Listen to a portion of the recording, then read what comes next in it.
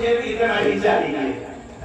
اللہ اکبر مسلمانوں، ان کا کتنا اعلیٰ مقام ہے. اب بات مولانا محب گرامی حضرت علامہ ظفر الاسلام صاحب بھی تشریف فرما ہے، عزیز مولانا قیصر رضا بھی تشریف فرما ہے، اور بات بھی تمہیں یاد آ رہی ہے. آپ لوگوں کی دعا سے میں کہاں تک سناؤں، بس یہ ہے کہ مختصر میں سمیٹنا ہے. بس اتنا سمجھ لیجئے کہ حضرات گرامی جو عاشق ہوتا ہے نا، عاشق جتنا بڑا اللہ کا محبوب ہوتا ہے اتنا ہی سخت امتحان ہوتا ہے، اتنا ہی سخت امتحان ہوتا ہے.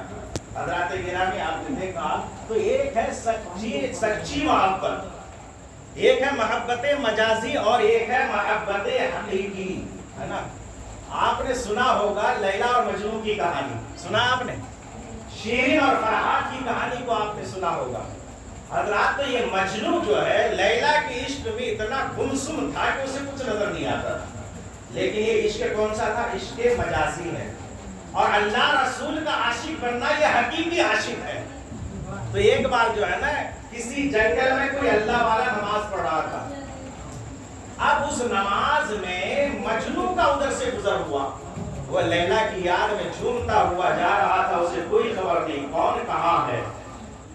چلتے چلتے جب نمازی کے آگے سے گزر گیا نا، دیکھیے میں بہت اچھی بات بتانے جا رہا ہوں بھائی، اس کے بعد میری بات ختم ہو جائے گا. جب آگے نکل گیا نا تو اس نمازی کوئی عام نہیں تھا، اللہ والا تھا. آگے گزر گیا تو اس کو بلایا، نماز پوری کی بلایا، اور بلانے کے بعد کہا کہ مجنون تمہیں معلوم نہیں کہ میں نماز پڑھ رہا ہوں، اور مسئلہ بھی تمہیں معلوم نہیں ہے، تو کیسا مسلمان ہے؟ ارے مسئلہ یہ ہے کہ اگر کوئی نماز پڑھے تو نمازی کے سامنے سے گزرنا منع ہے، لیکن کیا تم نے مجھے دیکھا نہیں؟ تو مجنون نے کیا پیارا جواب دیا کہ حضور معذرت کے ساتھ میں عرض کرتا ہوں، میں لیلا کے عشق میں اتنا مست ہوں کہ مجھے آپ نماز پڑھ رہے ہیں، آپ مجھے دکھائی نہیں دیے. لیکن ایک بات بتائیے کہ ایک عورت کے عشق میں اتنا مصروف ہوں، مست ہوں کہ آپ مجھے دکھائی نہیں دیے، لیکن آپ تو اللہ کے عشق میں عشق کی نماز ادا کر رہے ہیں، لیکن آپ کی نظر نے مجھے کیسے دیکھ لیا؟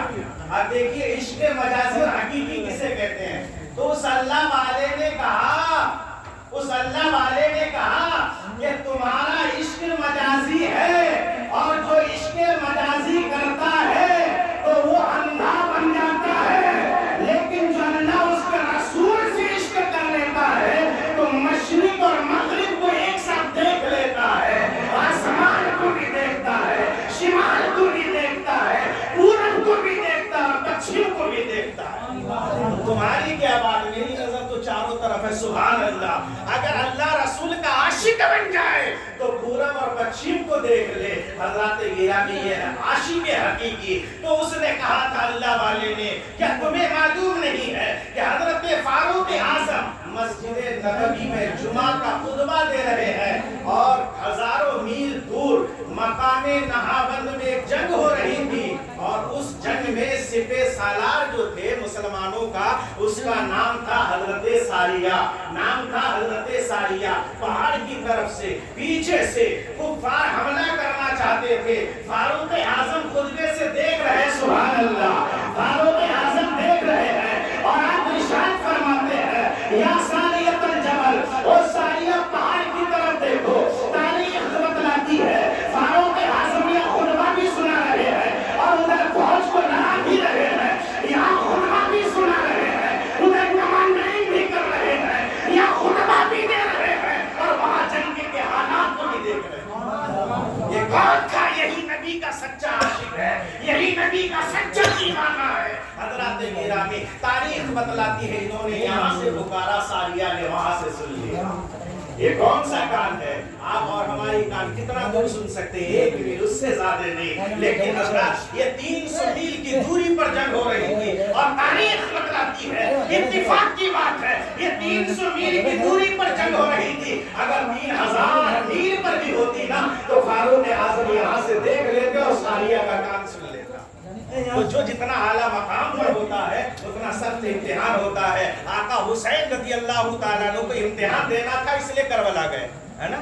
کیوں؟ اس لیے کہ نبی نے فرمایا جنتی نوجوانوں کے سردار ہیں، میرے دونوں نواسے جنتی نوجوانوں کے سردار ہیں. تو جب اتنا اعلیٰ مقام ہے تو امتحان بھی صحیح ہوگا نا.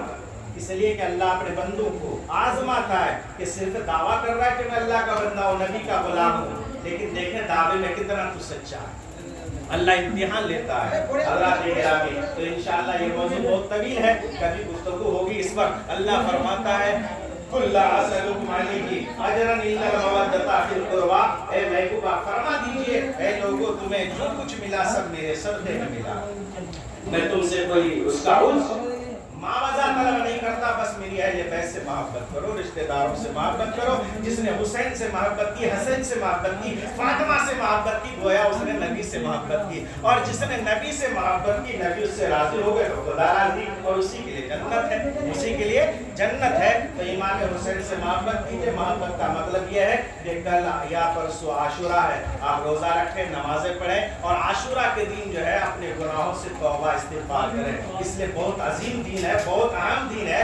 اگر اس دین کو بتایا جائے تو 1 گھنٹہ ٹائم لگے گا، اس لیے میں انشاءاللہ کبھی بتاؤں گا. کہنے میں سننے میں کسی قسم کی کمی ہو اللہ معاف فرمائے، صحیح پر عمل کرنے کی توفیق عطا فرمائے. رمضان بھائی کی فرمائش پوری کر دیں. 2 شعر پڑھ دیں، پڑھ دیں 2 شعر. محبت سے بولیے سبحان اللہ.